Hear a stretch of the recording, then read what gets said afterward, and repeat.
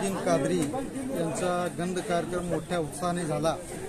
या कार्यक्रमात समस्त गावकरी सामील झाले होते आणि सालाबादप्रमाणे आज जो हा कार्यक्रम झाला यामध्ये समस्त गावकरी सहभागी झाले।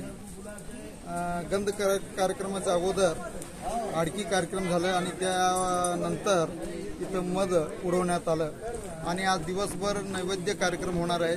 जवळजवळ 500 ते 600 बकरे कापले जातात। अनेक प्रकारचे इथं किस्ती भरली जाते।